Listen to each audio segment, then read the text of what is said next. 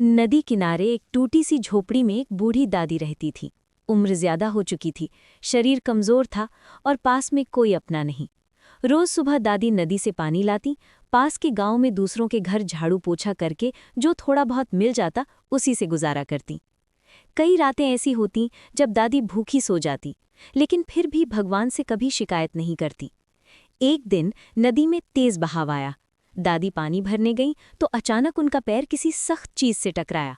उन्होंने झुककर देखा, कीचड़ में आधा दबा हुआ एक पुराना मटका पड़ा था। दादी को लगा शायद कोई टूटा फूटा घड़ा होगा, लेकिन जब उन्होंने उसे बाहर निकाला और ढक्कन खोला तो उनकी आंखें फटी की फटी रह गईं। मटका सोने के सिक्कों से भरा था। दादी के हाथ कांपने लगे, दिल जोर जोर से धड़कने लगा। पहली बार उन्हें लगा कि भगवान ने उनकी सुन ली है। लेकिन तभी दादी के मन में डर भी आया। अगर ये किसी का हुआ तो? अगर लालच में आकर मैंने पाप कर लिया तो? पूरी रात दादी सो नहीं पाईं।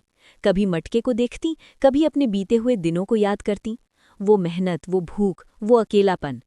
अगली सुबह दादी ने फैसला किया। उन्होंने मटके को घर में छिपा दिया, लेकिन सोने का इस्तेमाल धीरे धीरे और सही कामों में करने की ठानी।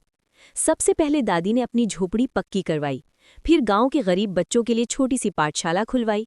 कुछ पैसे से उन्होंने अनाज का छोटा व्यापार शुरू किया, जिससे उन्हें इज्जत की कमाई होने लगी। गांव वालों को जब दादी का बदला हुआ जीवन दिखा तो सब हैरान रह गए। जो दादी कभी मदद मांगती थी, आज वही दूसरों की मदद कर रही थीं। एक दिन गांव के बुजुर्ग ने पूछा, दादी, इतना सब कैसे संभव हुआ?